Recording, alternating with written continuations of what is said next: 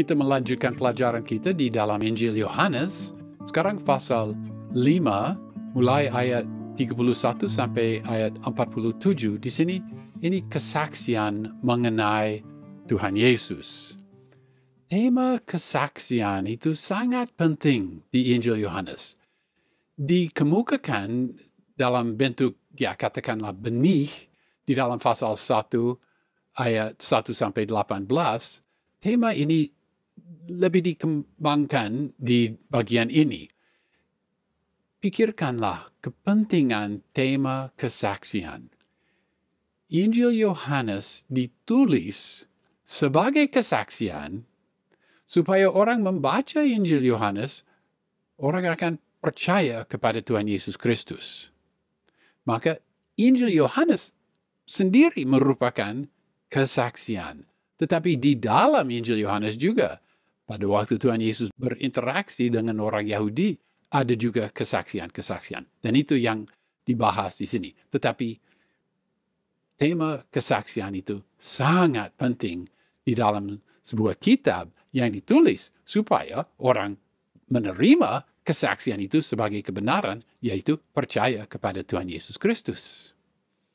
Di dalam pasal 5 ayat 16-30, Tuhan Yesus membahas beberapa hal yang sangat penting. Hubungan Tuhan dengan Allah Bapa, Injil, dan bahwa di dalam dirinya dia mempunyai hidup. Dalam bagian ini, Tuhan menjelaskan dasar utama dari pernyataan itu, yaitu supaya orang jadi percaya kepadanya.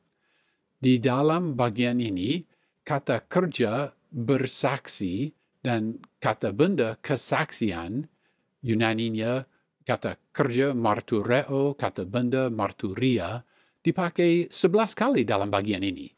Dia membahas kesaksian karena dia mau supaya orang percaya. Dan kata percaya itu Yunaninya pisteuo, dipakai 6 kali dalam bagian ini.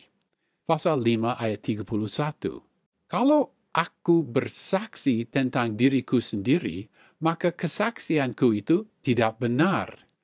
Nah, ini dia memakai istilah kalau, boleh juga diterjemahkan, dipahami seandainya. Seandainya aku bersaksi tentang diriku sendiri, maka kesaksianku itu tidak benar. Terjemahan baru menerjemahkan benar.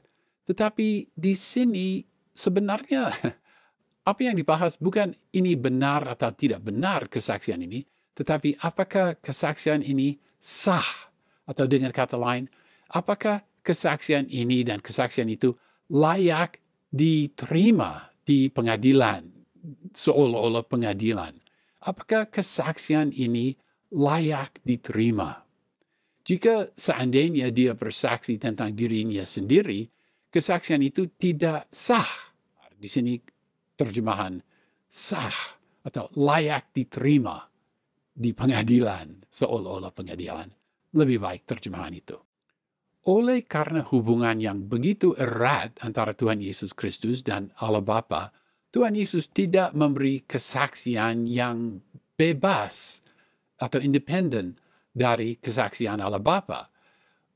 Mungkinkah Tuhan Yesus menerapkan larangan di dalam Ulangan pasal 19 ayat 15, satu orang saksi saja tidak dapat menggugat seseorang mengenai perkara kesalahan apapun atau dosa apapun yang mungkin dilakukannya, baru atas keterangan 2 atau 3 orang saksi. Kemudian rabi-rabi Israel mengembangkan prinsip itu dari kitab Ulangan, sehingga Mishnah, buku perkataan rabi-rabi itu, Mishnah berkata bahwa orang tidak boleh bersaksi demi kepentingannya sendiri. Ketubot pasal 2 ayat 9 di Mishnah. Rupanya Tuhan tunduk, dengan rela Tuhan tunduk pada peraturan mereka, sesuai tradisi mereka, bahwa orang tidak boleh bersaksi mengenai dirinya sendiri. Pasal 5 ayat 32. Ada seseorang yang lain yang bersaksi tentang aku, dan aku tahu bahwa kesaksian yang diberikannya tentang aku adalah benar.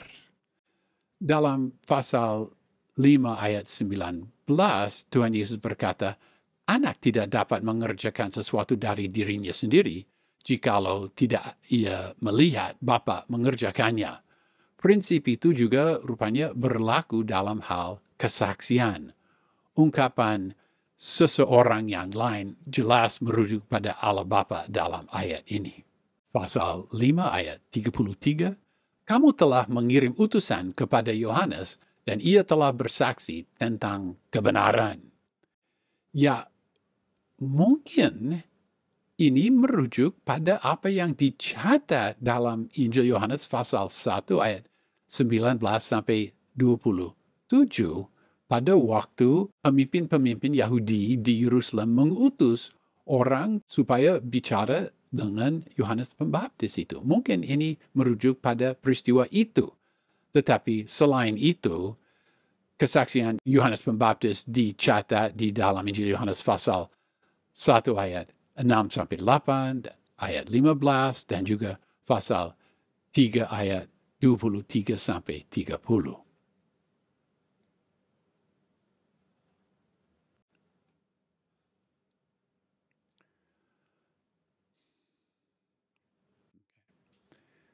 Pasal 5 ayat 34. Tetapi aku tidak memerlukan kesaksian dari manusia, namun aku mengatakan hal ini supaya kamu diselamatkan. Sebenarnya itu terjemahan baru, aku tidak memerlukan. Yunaninya, aku tidak lambano. Kata Yunani lambano, menerima atau mengambil, tapi di sini menerima. Saya kira itu lebih tepat. Tuhan tidak menerima kesaksian dari manusia. Dia tidak menerima kesaksian dari manusia dengan arti tidak diterima sebagai kesaksian yang sah. Tidak diterima sebagai kesaksian yang harus dipertimbangkan. Tuhan Yesus tidak perlu kesaksian dari manusia. Maka terjemahan baru ya boleh dipakai. Tetapi Yunaninya dia tidak menerima. Namun, dia mengatakan hal ini mengenai Yohanes Pembaptis dan kesaksian Yohanes Pembaptis supaya kamu diselamatkan. Wah, demi kepentingan mereka, supaya mereka diselamatkan, kesaksian Yohanes Pembaptis dikemukakan. Pasal 5 ayat 35, ia adalah pelita yang dinyalakan dan yang bercahaya, dan kamu hanya mau menikmati seketika saja cahayanya itu. Dalam Matius pasal 11 ayat 11, Tuhan Yesus berkata, sesungguhnya di antara mereka yang dilahirkan oleh perempuan, tidak pernah tampil seorang yang lebih besar daripada Yohanes Pembaptis. Namun yang terkecil dalam kerajaan surga lebih besar daripadanya. Dalam ayat ini, Tuhan juga memberi penilaian yang sejajar, besar, tinggi penilaian Tuhan Yesus mengenai Yohanes Pembaptis. Dia juga menegur orang-orang Yahudi itu. Mereka hanya rela menikmati cahaya Yohanes Pembaptis seolah-olah dia menjadi suatu atraksi rohani, tetapi mereka tidak rela bertobat. Yohanes Pembaptis menceritakan, bersaksi mengenai dia yang akan datang. Yohanes Pembaptis tidak mencanangkan dirinya sendiri. Yohanes Pembaptis memberitakan mengenai yang akan datang. Namun, Tuhan Yesus datang, mereka tidak mau menerima Tuhan. Walaupun mereka menikmati pelayanan Yohanes Pembaptis. Bahkan Josephus, sejarawan Yahudi, berkata bahwa semangat masyarakat dibangkitkan pada tingkat yang paling tinggi oleh khotbah-khotbah Yohanes Pembaptis. Pasal 5 ayat 36. Tetapi aku mempunyai suatu kesaksian yang lebih penting daripada kesaksian Yohanes, yaitu segala pekerjaan yang diserahkan Bapa kepadaku supaya aku melaksanakannya. Pekerjaan itu juga yang kukerjakan sekarang dan itulah yang memberi kesaksian tentang aku, bahwa Bapa yang mengutus aku. Di sini Tuhan Yesus membandingkan kesaksian yang ada dalam mujizat-mujizat yang dia lakukan itu dibandingkan dengan kesaksian Yohanes Pembaptis yang sejauh kita tahu Yohanes Pembaptis tidak mengerjakan keajaiban atau mujizat apapun. Tuhan juga menjelaskan bahwa segala pekerjaan yang diserahkan Bapa kepadanya merupakan suatu aspek dari kesaksian Bapa yang Tuhan punyai. Ayat ini perlu dipahami di dalam konteks pasal 5 ayat 19 sampai 30, yaitu pembahasan Tuhan Yesus mengenai hubungan Tuhan Yesus dengan Allah Bapa. Tuhan Yesus tidak hanya mengadakan mujizat. Dia mengadakan tanda-tanda yang menyatakan hubungannya dengan Allah Bapa. Tanda-tanda yang ia lakukan bersaksi mengenai dia dan sekaligus mengenai Allah Bapa. Karena tanda-tanda itu diserahkan Bapa kepadanya. Pasal 5 ayat 37, Bapa yang mengutus aku, dialah yang bersaksi tentang aku. Kamu tidak pernah mendengar suaranya, rupanya pun tidak pernah kamu lihat. Kesaksian manusia tidak begitu berarti bagi Tuhan Yesus Kristus, tetapi kesaksian Allah Bapa sangat berarti bagi dia. Dalam pasal 5 ayat 30, dia telah berkata, Aku tidak menuruti kehendakku sendiri, melainkan kehendak Dia yang mengutus aku. Kesaksian Allah Bapa sendiri kepada Tuhan Yesus Kristus merupakan sesuatu yang bersifat pribadi. Bentuk wujud dari kesaksian itu tidak diuraikan secara rinci bagi kita. Namun, kita mengerti bahwa Allah Bapa telah bersaksi tentang Tuhan Yesus antara lain pada waktu dia dibaptis, walaupun memang peristiwa baptisan Tuhan Yesus oleh Yohanes Pembaptis tidak dicatat dalam Injil Yohanes. Juga melalui sejarah Israel dan melalui firman Allah. Pada dasarnya, setiap kali Allah Bapa dinyatakan, Tuhan Yesus Kristus juga dinyatakan. Pada waktu setiap kali Allah Bapa diilhamkan, Tuhan Yesus juga diilhamkan. Namun bagi mereka, kesaksian Allah Bapa kurang mengena. Karena walaupun Tuhan telah mendengar suaranya dan melihat rupanya, mereka tidak pernah mengalami itu. Seharusnya kekurangan itu tidak fatal karena mereka dapat membaca firman Allah. Pada ayat ini, tema yang diuraikan oleh Tuhan Yesus beralih dari kesaksian yang bersaksi mengenai Dia pada keadaan hati mereka, sehingga mereka tidak mau percaya kepadanya. Pasal 5 ayat 38.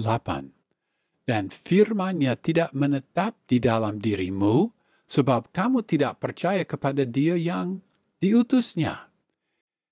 Oleh karena mereka tidak percaya, ya, kesaksian itu pun tidak menyentuh mereka, tidak berguna bagi mereka. Tuhan Yesus menegaskan bahwa iman mutlak diperlukan untuk menerima kesaksian-kesaksian yang disediakan oleh Allah. Firman Allah, jika dibaca tetapi tidak dipercayai, tidak menetap di dalam diri orang, melainkan hilang seperti benih yang jatuh di pinggir jalan dan dimakan burung dalam perumpamaan 4 tanah itu. Pasal 5 ayat 39. Kamu menyelidiki kitab-kitab suci sebab kamu menyangka bahwa olehnya kamu mempunyai hidup yang kekal. Tetapi walaupun kitab-kitab suci itu memberi kesaksian tentang aku, yaitu pasal 5 ayat 39, firman Allah, kitab-kitab suci, jelas dalam konteks ini kita membahas Alkitab Ibrani, atau dalam kebiasaan kita sebut itu sebagai perjanjian lama, kitab-kitab suci yang dimaksudkan di sini. Ini merupakan suatu aspek dari kesaksian Allah Bapa, Dan mereka sangat rajin menyelidiki kitab-kitab suci.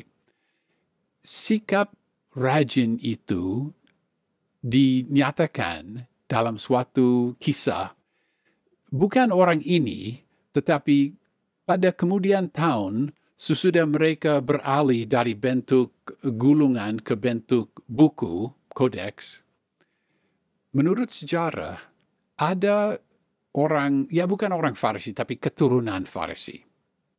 Mereka begitu hebat menghafal Perjanjian Lama, kitab-kitab suci mereka, sehingga mereka menghafal, bukan saja menghafal kata-kata, mereka menghafal sampai, ya ini pura-pura ya, orang tidak, ini jarum ya, sampai seandainya satu huruf di kitab suci ditusuk, seandainya ya, ditusuk, mereka dapat menceritakan huruf apa ditusuk dalam halaman yang berikut, dan halaman yang berikut lagi, dan halaman yang berikut lagi, dan sebagainya.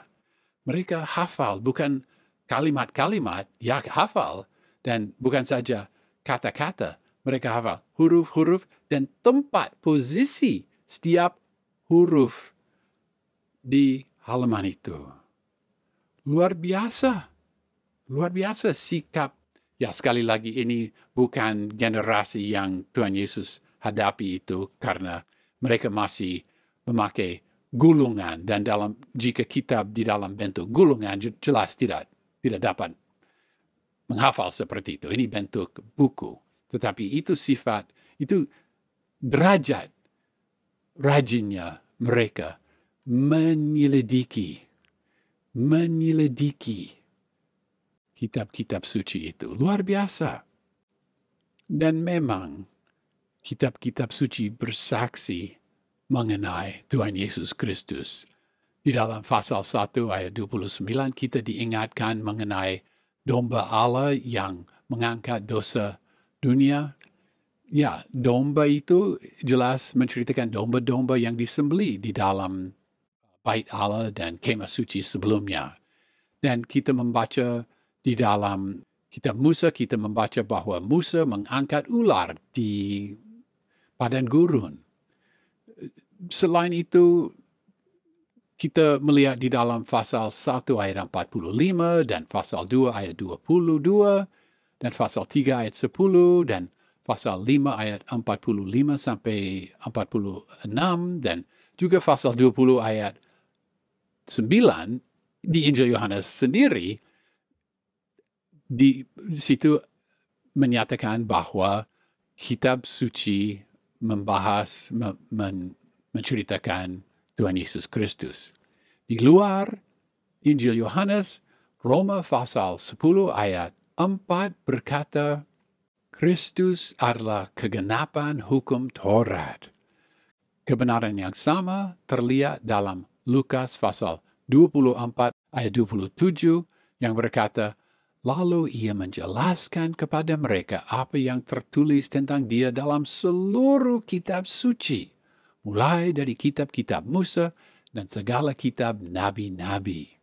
Demikian juga Lukas pasal 24 ayat 44 dan 45, ia berkata kepada mereka, inilah perkataanku yang telah kukatakan kepadamu ketika aku masih bersama-sama dengan kamu, yaitu bahwa harus diganapi semua yang ada tertulis tentang aku dalam kitab Taurat Musa dan kitab nabi-nabi dan kitab Mazmur.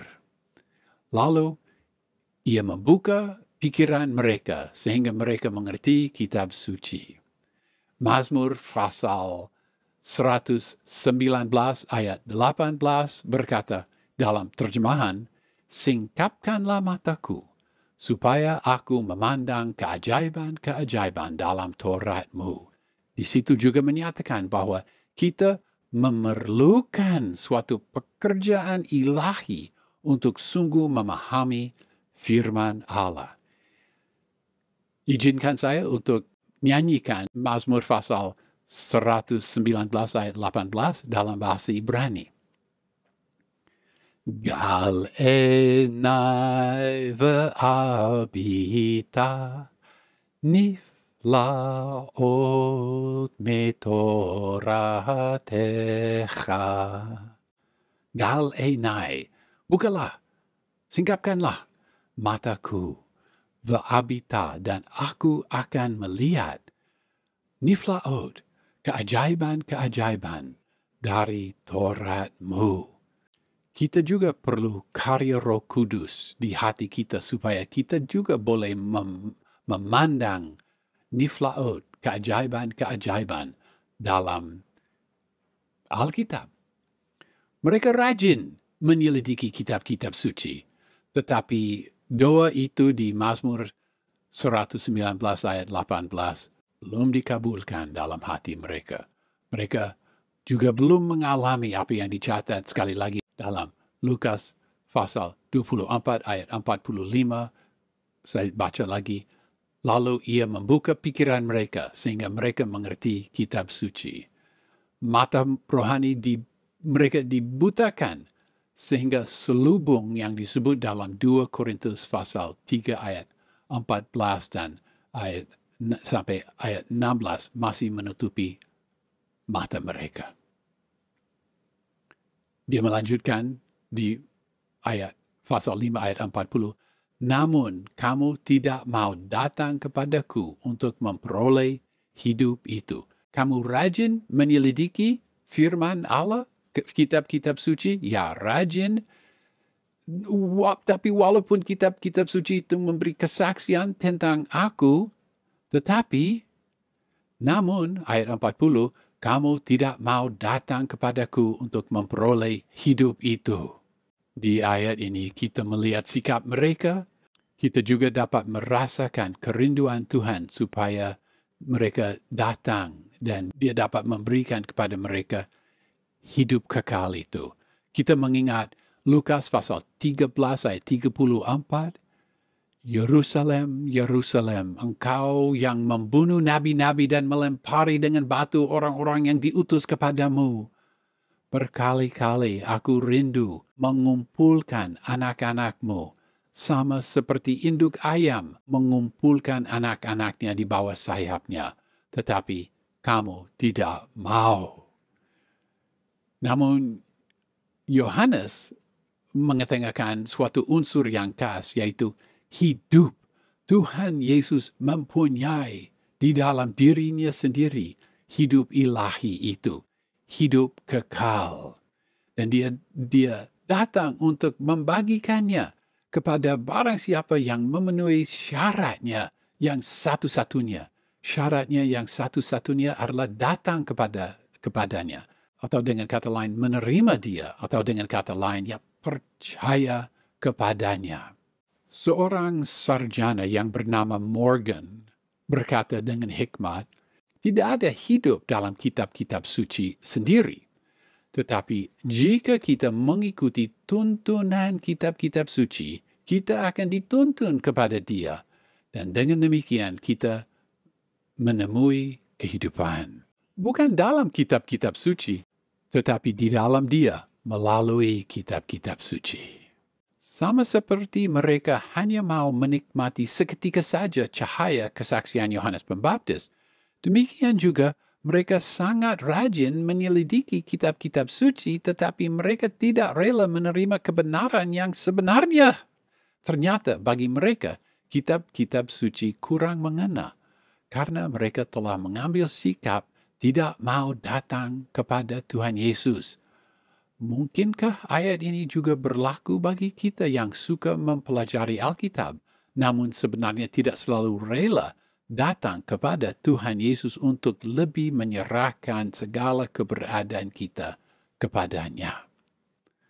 Pasal 5 ayat 41, aku tidak menerima hormat dari manusia. Kata menerima di sini memang lambano, lebih baik diterjemahkan menerima daripada memerlukan.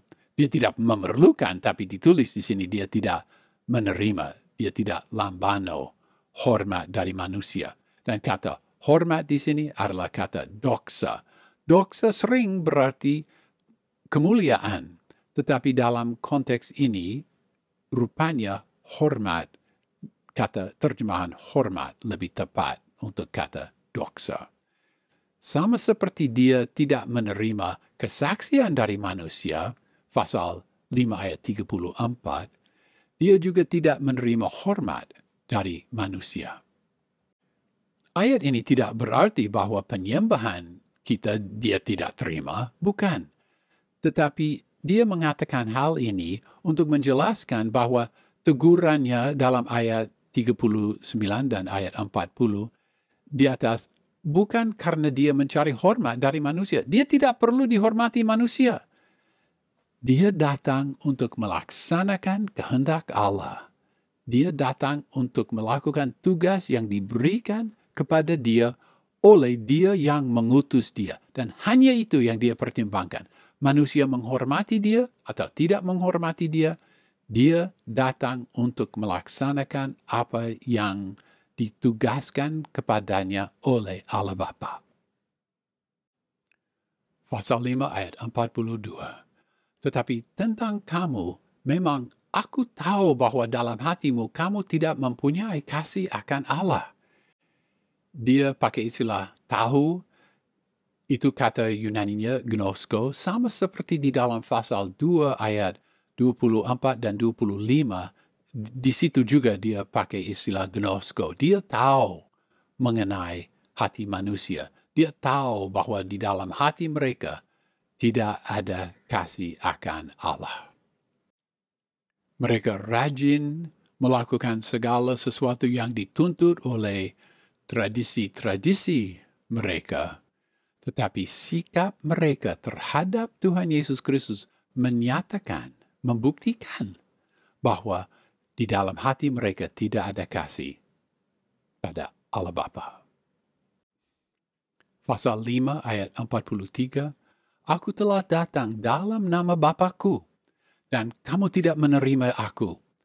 Jikalau orang lain datang atas namanya sendiri, kamu akan menerima dia. Aku telah datang. Ungkapan aku telah datang itu terjemahan dari kata kerja dalam bahasa Yunani yang memakai tense perfect. Tense perfect ini memberi kesan bahwa sesuatu terjadi dan ada akibat yang menetap di situ. Tuhan telah datang dan Tuhan ada di situ. Dan Tuhan menjalankan pelayanannya. Ada akibat. Aku telah datang. Dan dia datang bukan atas namanya sendiri, dia datang dalam nama Bapaknya. Ungkapan ini, dalam nama Bapa, ini kita harus paham bahwa nama dalam budaya itu bukan merujuk pada ya nama saja. Nama siapa namamu. Bukan. Nama, ya boleh ada arti seperti itu, kadang ada arti seperti itu, tapi sering juga nama merujuk pada seluruh keberadaan orang yang dimaksudkan ini. Tuhan Yesus datang sebagai wakil dari Allah Bapa. Dia datang dalam nama Allah Bapa dan mereka tidak menerima dia. Seandainya orang lain datang atas nama mereka sendiri, dia berkata, kamu akan menerima dia. Sesuai dengan sikap yang nyata sejak dia mengucapkan ayat 19. Dia tidak datang karena urusannya sendiri atau kehendaknya sendiri. Dan dia tidak mencanangkan namanya sendiri. Walaupun demikian, tetapi mereka tidak menerima dia. Ayat ini menguraikan lagi pasal 1 ayat 11. Ia datang kepada milik kepunyaannya, tetapi orang-orang kepunyaannya itu tidak menerima dia. Dalam Markus pasal 13 ayat 6 dan ayat 22, Tuhan Yesus bernubuat mengenai Mesias-Mesias palsu yang akan datang. Menurut Morris, sarjana yang menulis buku tafsiran mengenai Injil Yohanes, menurut Morris, ahli sejarah Yahudi mencatat paling sedikit 64 Mesias palsu yang pernah datang. Paling sedikit 64 Mesias palsu. Simon Bar Kokhba, artinya Simon anak bintang itu. Dia memimpin pemberontakan Yahudi yang kedua, terjadi pada tahun 132 sampai 135 Masehi. Dia adalah Simon Bar Kokhba adalah Mesias palsu yang paling terkenal. Pada akhir zaman, Antikristus dia akan menjadi Mesias palsu yang terutama. Tampaknya dalam ayat ini Tuhan Yesus tidak bernubuat mengenai kedatangan seorang Mesias palsu yang tertentu, tetapi pada umumnya dia menegur mereka karena mereka orang Yahudi siap menerima Mesias palsu, tetapi pada waktu mereka melihat dan mendengarkan Mesias yang benar, mereka tidak menerima dia. Pasal 5 ayat 44. Bagaimanakah kamu dapat percaya, kamu yang menerima hormat seorang dari yang lain dan tidak mencari hormat yang datang dari Allah yang esa? Kata hormat di sini adalah kata doxa, dan seperti tadi, kadang doxa berarti kemuliaan, kadang doxa berarti hormat. Di sini, doxa dipakai 2 kali dan saya rasa terjemahan hormat tepat di sini. Mereka menerima Mesias palsu karena Mesias palsu itu pandai menjilat dan mereka suka hormat dari manusia. Mesias palsu pandai memanipulasikan rakyat dan mereka diterima. Mesias yang benar datang. Mesias yang benar tidak menjilat mereka sehingga mereka menolak dia. Mesias palsu memiliki sikap dan hati yang sama dengan sikap dan hati mereka. Maka mereka pikir, oh pasti dia dari Allah, karena mereka menilai diri mereka begitu hebat.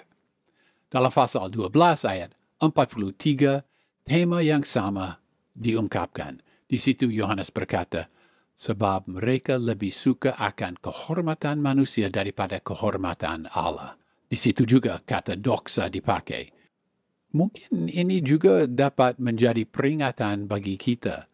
Janganlah kita mencari hormat dari manusia. Mungkin ini juga menjadi peringatan bagi kita. Orang Kristen pun dapat mencari hormat dari manusia. Mari, kita jangan. Kita mencari hormat yang datang dari Allah yang esa. Pasal 5 ayat 45. Jangan kamu menyangka bahwa aku akan mendakwa kamu di hadapan Bapa. Yang mendakwa kamu adalah Musa, yaitu Musa yang kepadanya kamu menaruh pengharapanmu. Memang mereka menaruh pengharapan mereka pada Musa.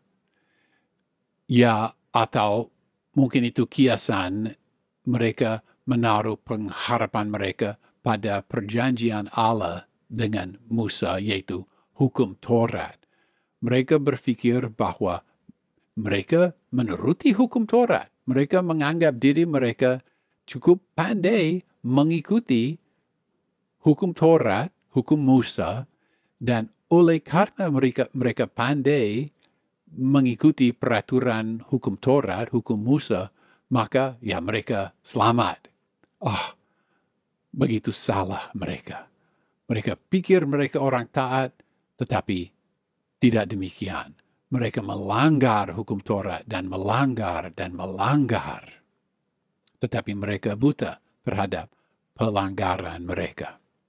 Menurut Carson, tampaknya ada orang Yahudi yang berpikir bahwa di surga Musa sampai sekarang mendoakan mereka seperti dia doakan mereka di dalam Keluaran pasal 32 ayat 30 sampai 32.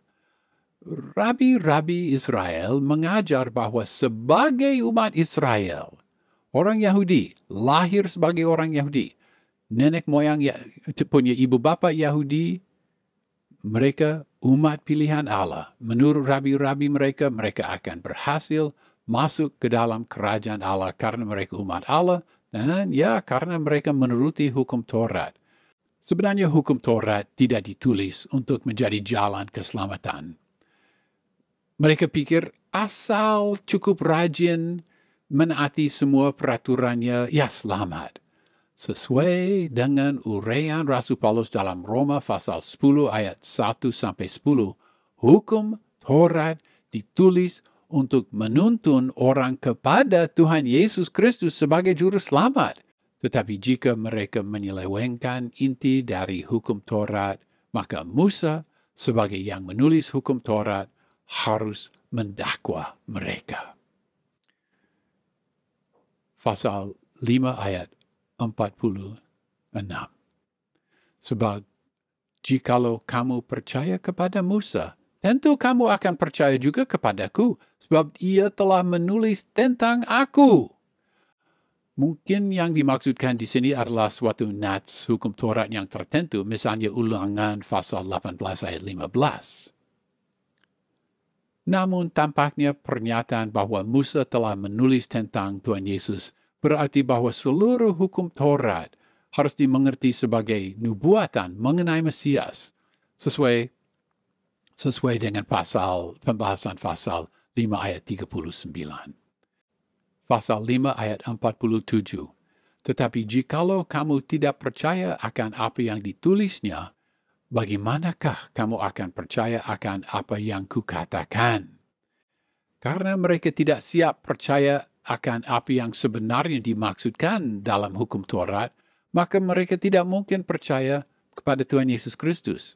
Karena mereka menolak kesaksian Musa mengenai Tuhan Yesus, maka mereka tidak dapat percaya kepadanya. Carson, penulis buku tafsiran Injil Yohanes, dia mengamati suatu ajakan tersirat di sini yang meminta setiap pembaca membaca dan percaya kepada Yesus dan juga memahami hukum Taurat dengan pemahaman yang seperti ini. Ya, dalam bagian ini, perlawanan semakin meningkat dan kita melihat tanggapan pemimpin dan tanggapan rakyat. Tanda-tanda yang dia berikan dan kata-kata yang diucapkan semakin jelas. Dan bangsa Israel diwakili oleh pemimpin-pemimpin mereka terus menolak dia. Kata-kata yang diceritakan di dalam pasal 1 ayat 11 digenapi. Tetapi juga pasal 1 ayat 12 digenapi. Sehingga kita disiapkan untuk melihat suatu kontras antara mereka yang menolak dan mereka yang menerima dia. Suatu kontras yang menjadi sangat nyata, misalnya di dalam pasal 7 ayat 40, pasal 7 ayat 48 sampai 50, pasal 10 ayat 19, pasal 12 ayat 37 dan ayat 42 dan pasal 12 ayat 47.